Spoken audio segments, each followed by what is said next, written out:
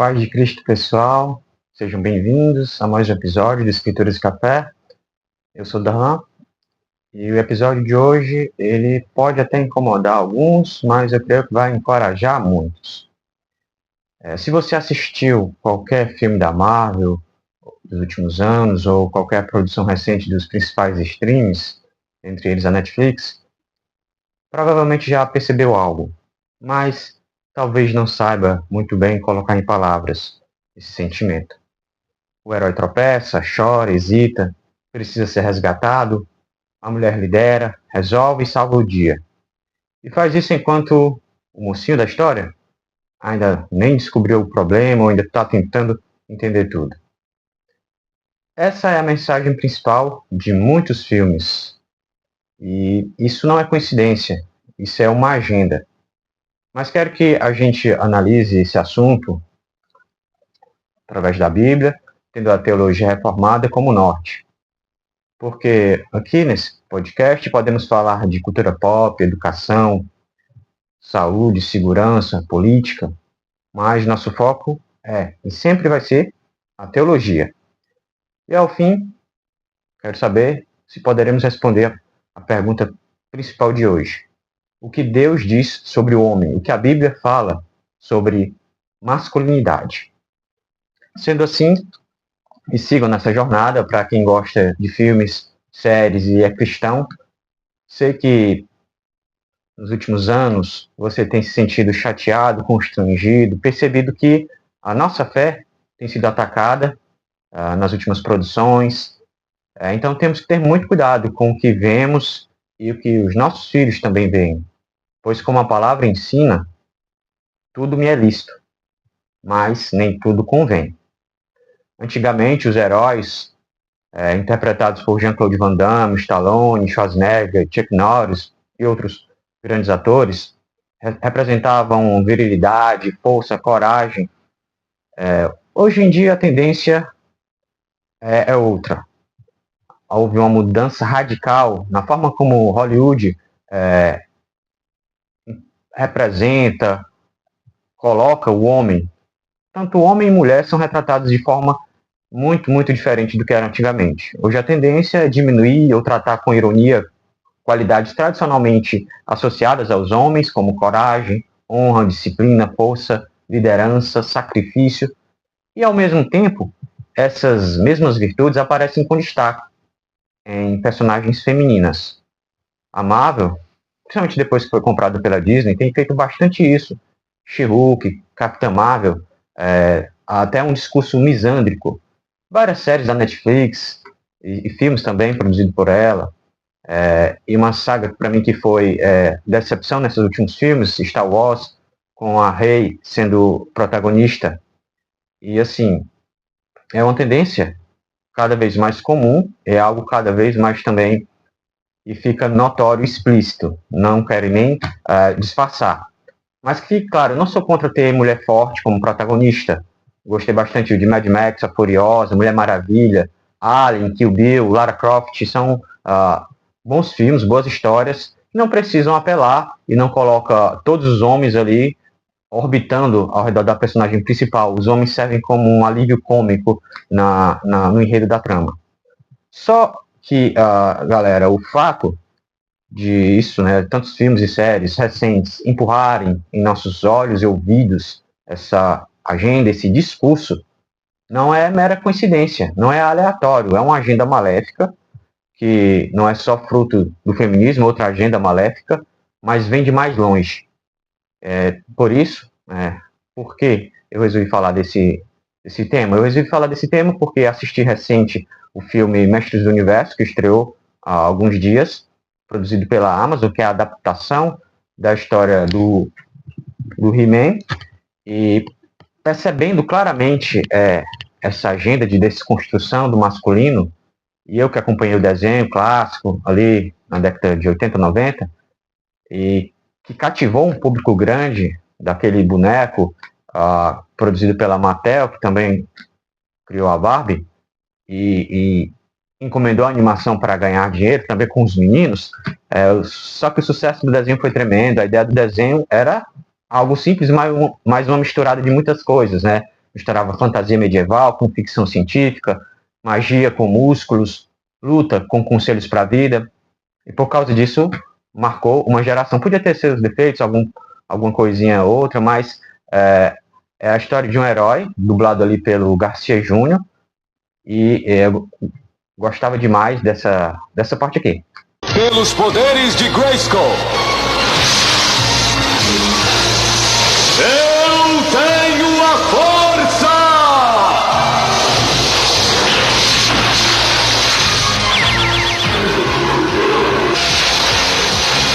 Pacato transformou-se no possante gato guerreiro e eu me tornei He-Man, o homem mais poderoso do universo. É bem nostálgico, não? E legal também é que tinha a quebra da quarta parede, quando o personagem fala com quem assiste, e ao final quase sempre vinha uma pequena lição de moral, lição para a vida. Mas, na minha opinião sincera, esse filme de 2026, ele meio que estragou essa adaptação recente, por conta da cultura woke. Então, fazendo uma breve análise do filme, o filme Mestres do Universo, ele segue aquela agenda à risca. A guerreira Teela é mostrada como uma personagem corajosa, firme, inteligente e preparada para liderar nos momentos difíceis, enquanto o protagonista, Príncipe Adam, é claramente apresentado como um inverso. É frágil, dependente, obcecado por diálogo. O homem mais poderoso do universo vive uma crise de identidade constante. E também aparece essa vulnerabilização de outros personagens masculinos no longa. O Roboto, que é um androide, se assexuado, ele virou aí uma personagem feminina que também participa da humilhação dos homens. E nem o esqueleto escapa na história. Mas, além de tudo isso, o filme é repleto de piadinhas muito até inapropriadas, tem duplo sentido. Enfim, a mensagem inteira do filme é bem simples. A masculinidade tradicional, judaico-cristã, digamos assim, é ultrapassada e precisa ser substituída por uma versão feminilizada, mais conciliatória. E o diretor do filme, Travis Knight, ele deixou isso bem escancarado. Ele deu uma entrevista há alguns meses dizendo que o esqueleto, o vilão, ele é a encarnação da masculinidade tóxica. No fim das contas, ele só repete a mensagem de boa parte das produções hollywoodianas. Todavia, irmãos, essa recorrente desconstrução da masculinidade que vem produzindo, que traz como consequência uma geração de jovens, tanto meninos quanto meninas, que vão aprendendo essa cartilha degenerada, corrompida, uma narrativa onde as características naturais de homens ou são ridicularizadas ou transferidas para as personagens femininas. E, pessoal, isso não é inclusão, não é reinterpretação, uma nova forma de ver, é reengenharia social, tornando a masculinidade clássica não apenas desnecessária, mas objetivamente indesejável. E essa inversão a Bíblia condena do início ao fim, mas tem uma passagem em Isaías 5:20, que fala claramente. O profeta Isaías diz: ai dos que chamam o mal bem e o bem mal, que convertem as trevas em luz e a luz em trevas. Então, trocar os papéis de homens e mulheres, ridicularizando a força masculina, celebrando a passividade do homem e exaltando a quase perfeição também, a figura feminina, é exatamente isso, chamar o mal de bem, bem de mal. A masculinidade forte, trabalhadora, que lidera, não é algo ruim. A Bíblia trata, nas primeiras páginas, em Gênesis 1 e 2, diz que Deus criou o homem com um propósito específico. O Adão, ele não foi criado para ser gerenciado. Ele foi criado antes, colocado no jardim com uma missão clara: guardar e cultivar. Ou seja, trabalho e proteção, atividade e responsabilidade. Já a mulher, ela foi criada como em hebraico, Ezer Kenegdo, uma ajudadora correspondente, uma parceira complementar. E isso não a diminui. O próprio Deus é chamado de Ezer de Israel, o ajudador de Israel. Ela não foi criada para liderar, mas para completar, não para substituir, ou não para ser inferior. E o pastor reformador, João Calvino, diz que a ordem familiar não é uma construção cultural, é um reflexo da ordem trinitária. O filho se submete ao pai não porque é inferior, mas porque há ordem na unidade. Então, a ordem na criação, o homem liderar. E o que essa agenda cultural, de forma explícita, quer é realmente destruir isso, a masculinidade saudável que Deus criou. E esse papo não surgiu em 2026 ou nem há alguns séculos, isso surgiu lá em Gênesis 3, com a queda. E isso é algo que eu percebo, poucos pregadores, pastores mencionam. Quando a serpente ela veio ter com Eva e tentar, Adão estava ao lado, ele ficou calado, ele não protegeu, não liderou, estava passivo diante do erro dela. E sabe quem Deus vai perguntar primeiro? Porque eles desobedeceram? Não a Eva, mas a Adão. E ele chega e diz: Adão, onde estás tu? Então Deus responsabiliza o homem. Os dois erraram, é claro, mas a responsabilidade de Adão era maior.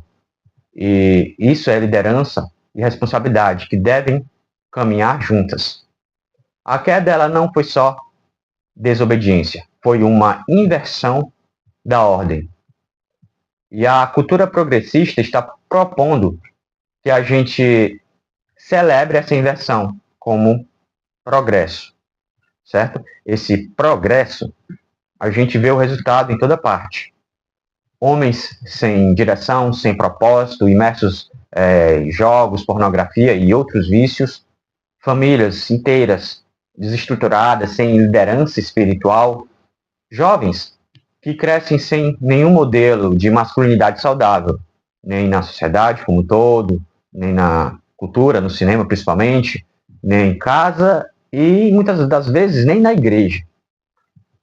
Essa doutrinação cultural é uma das ferramentas do inimigo para enfraquecer a família e ele ataca com mais empenho quem?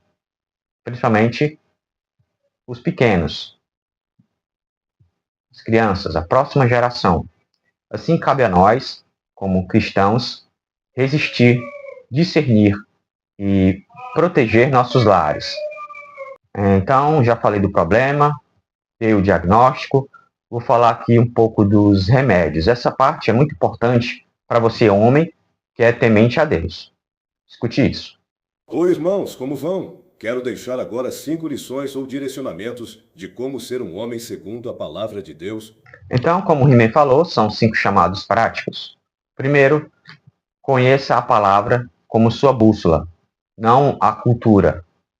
O homem bíblico, ele não descobre quem ele deve ser pela Netflix. Ele descobre pela lei, pelos profetas, nas epístolas dos apóstolos e no Evangelho.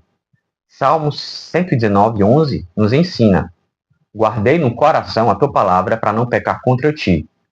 Assim como uma bússola orienta o viajante perdido, a Bíblia é o nosso guia em meio à escuridão deste mundo. Segunda lição, segundo ponto. Assuma responsabilidades. Pare de ser passivo. Adão ficou em silêncio quando precisava falar. Você está fazendo o mesmo no seu trabalho, na sua família, na congregação. Em Provérbios 24:12, Salomão nos exorta: mesmo que você diga, não sabia o que estava acontecendo, aquele que pesa os corações não notaria? Não saberia aquele que preserva a sua vida? E não retribuirá ele a cada um segundo o seu procedimento? Então, pessoal, não há desculpas. Terceira lição: cultive a força com mansidão. Moisés, ele é descrito como o homem mais manso da terra e também conduziu, liderou uma grande nação. Confrontou um faraó e também intercedeu por um povo rebelde. Mansidão não é sinal de fraqueza, é força sob controle.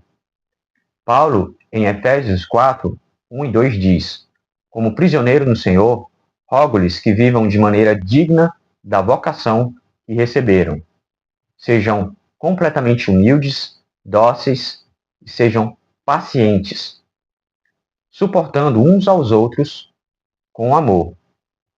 Nós, como sacerdotes do nosso lar, somos vocacionados, chamados a ser ao mesmo tempo firmes e dóceis. Quarto ponto ou lição: seja um protetor, não um controlador. Existe diferença entre o homem que protege sua família com sacrifício e o homem que controla por insegurança. Coragem, firmeza e força não são defeitos masculinos, são virtudes bíblicas. O próprio Deus chamou homens como Josué, Davi e Paulo para serem guerreiros, protetores e líderes. Falando em Paulo, em 1 Coríntios 16, 13, ele fala: Vigiai, permanecei firmes na fé, portai-vos varonilmente e sede fortes. Então, meus amigos, é um conselho para estarmos sempre preparados. Tem uma frase que eu não sei quem criou, mas que se encaixa bem aqui, que se diz: é melhor ser um guerreiro no jardim do que um jardineiro numa guerra. E quinto e último ponto ou lição: que possamos tomar como exemplo o modelo de Cristo. A teologia reformada, ela nunca defendeu um machismo bruto, sem amor, que não se sacrifica. Paulo diz em Efésios 5, maridos, amai vossas mulheres como Cristo amou a igreja e a si mesmo se entregou por ela.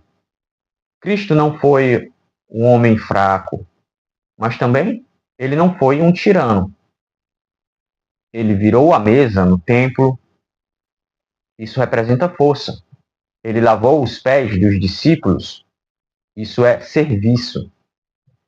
Ele ficou em silêncio diante de Pilatos. Isso é autocontrole. E ele morreu pela sua noiva. Isso é sacrifício. Perceberam? Essa é a masculinidade bíblica.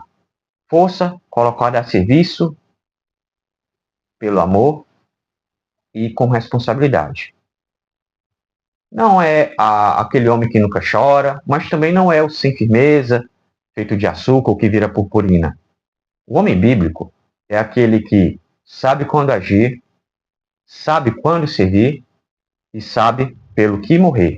E agora, partindo para a conclusão, povo de Deus, infelizmente, a cultura vai continuar produzindo heróis invertidos, mas a Igreja de Cristo tem algo que Hollywood não tem: a verdade que liberta. Tudo isso que a cultura, através da mídia, das artes, ela diz sobre masculinidade, diz que ela é algo tóxico, que a liderança é opressão, que firmeza é violência e virilidade é ameaça, são mentiras, a serviço do pai da mentira. A masculinidade bíblica, ela não nasce do ego masculino, nasce do caráter de um cristão reformado. E o homem que Deus chama não é o homem perfeito, sem falhas, sem dor. Jacó enganava, Davi caiu, adulterando, Pedro negou, Jonas fugiu, mas logo eles se levantaram, voltaram e assumiram seus chamados. E esse é o convite para você hoje, irmão. Não para ser o herói do filme, mas para ser fiel na sua casa, na sua comunidade, diante de Deus e do mundo. Não é para ser homem de vidro e nem homem de aço, que é impossível, mas firmados na rocha. Em um mundo onde até aventuras infantis e os épicos de heróis estão contaminados com esse veneno ideológico, 2 conselhos finais. A primeira coisa é você, que tem filhos ou é responsável por uma mentezinha ainda em formação. Muito cuidado com o que eles assistem. Nossos pequenos não podem ser contaminados com esse veneno. Não deixemos eles sofrerem essa lavagem cerebral. E segundo, não fomos chamados para imitar o mundo, mas para transformá-lo pela luz do Senhor Jesus. Temos que ser exemplos, mesmo indo contra a maioria.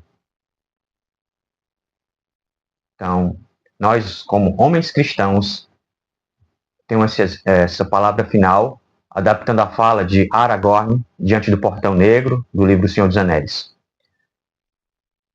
Pode chegar um tempo em que os homens abandonem a fé, mas não nós. Pode chegar um tempo em que desistam dos seus filhos, mas não nós.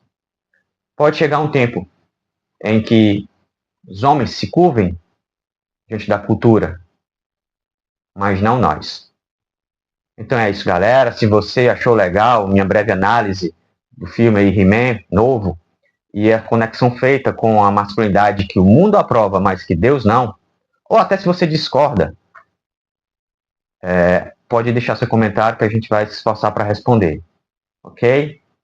Se não é inscrito, se inscreva no nosso canal, curta, comente, compartilhe. Fique com Deus e até a próxima.